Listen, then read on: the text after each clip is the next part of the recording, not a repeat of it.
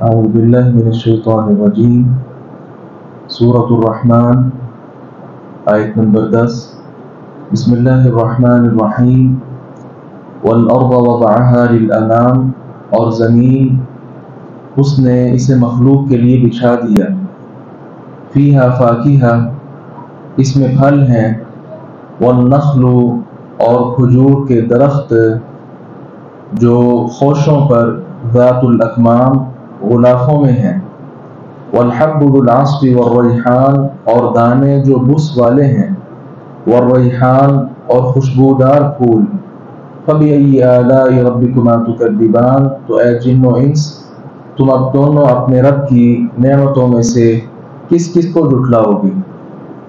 اللہ رب العزت کی عظیم نعمتوں میں سے ایک نعمت زمین ہے۔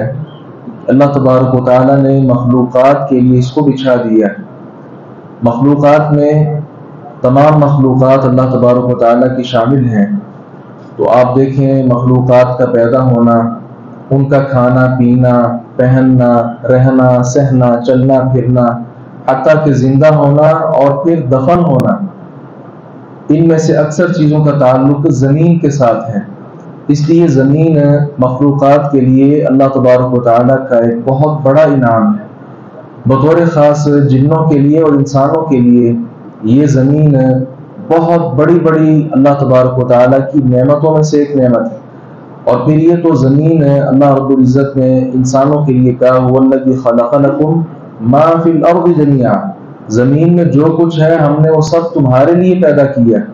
تو یہ انسانوں کے لیے، جنوں کے لیے، چونکہ آگے چل کے اللہ تبارک و تعالیٰ نے بار بار یہ بات فرمائی فبأي آلاء ربکما تکذبان، اس لیے تمام مخلوقات کے لیے زمین ہے، لیکن بطور خاص جو جن اور انس ہیں ان کے لیے بہت بڑی نعمت۔ یہ بہت بڑی نعمت اس طرح بھی ہے کہ اس میں مختلف طرح کے پھل موجود ہیں۔ فاکہہ اصل میں اس پھل کو کہا جاتا ہے جسے بطور خوراک نہیں، بطور غذا نہیں، بلکہ انسان خوشی کے ساتھ کھاتا ہے، لذت کے حصول کے لیے کھاتا ہے۔ تو اس کا تعلق بھی زمین کے ساتھ ہے، کیونکہ ان پھلوں کا تعلق وہ زمین سے ہے، زمین سے یہ نکلتے ہیں۔ اسی طرح کھجوروں کا اللہ رب العزت نے ذکر کیا۔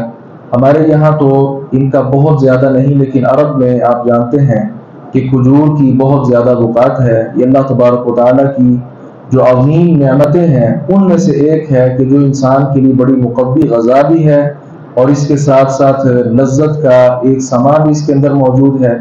بہرحال دانے یہ بھی اللہ رب العزت نے انسان کے لیے پیدا کیے، جن کا تعلق بھی زمین کے ساتھ ہے۔ اس میں گندم ہے، چنے ہیں، چاول ہیں اور غلہ جات میں ساری چیزیں شامل ہیں۔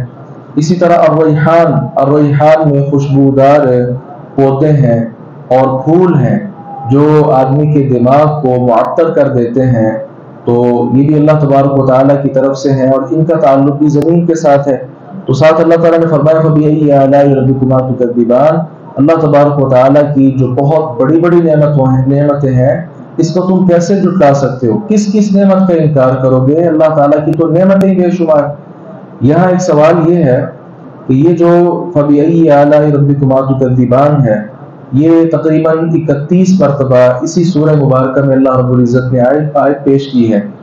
تو ایک اعتراض یہاں یہ ہے کہ اللہ تبارک و تعالیٰ نے یہاں سورۃ الرحمن میں عذاب کا تذکرہ بھی کیا ہے، جہنم کا تذکرہ کر کے بھی یہی کہا فبأي آلاء ربکما تکذبان۔ تو ایسا کیوں ہے؟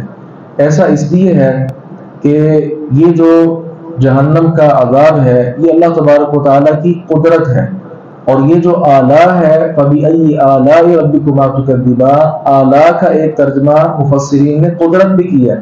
تو اللہ تعالیٰ کی کس قدرت کا انکار کرو گے، اس کا پھر یہ معنی ہوگا۔ اور ایک دوسرا جواب اس کا مفسرین نے اس طرح دیا ہے کہ عذاب بھی اللہ تبارک و تعالیٰ کی طرف سے، چونکہ اس کی قدرت ہے، اور اس عذاب آنے سے پہلے لوگوں کو خبردار کر دینا یہ اللہ تعالیٰ کی نعمت ہے۔ کسی انسان کو عذاب سے خبردار کر دینا کہ عذاب اللہ نے تیار کر رکھا ہے تو تم بچ جاؤ، تو یہ عذاب سے پہلے عذاب کا ڈراوا یہ بھی اللہ تعالیٰ کی ایک نعمت ہے کہ انسان وہ عذاب سے ڈر جاتا ہے اور جنت والے اعمال کر کے جنت میں داخل ہو جاتا ہے۔ بہرحال اللہ تعالیٰ کی قدرتیں ہوں، اس کی نعمتیں ہوں، یہ انسان پر بے شمار ہیں، انسان کو چاہیے ان کا ادراک کرے اور اللہ تبارک و تعالیٰ کا شکریہ ادا کرے۔ اللہ تعالیٰ سے دعا ہے باری تعالیٰ حق بات کو سمجھنے اور اس پر عمل پیرا ہونے کی توفیق عطا فرمائے۔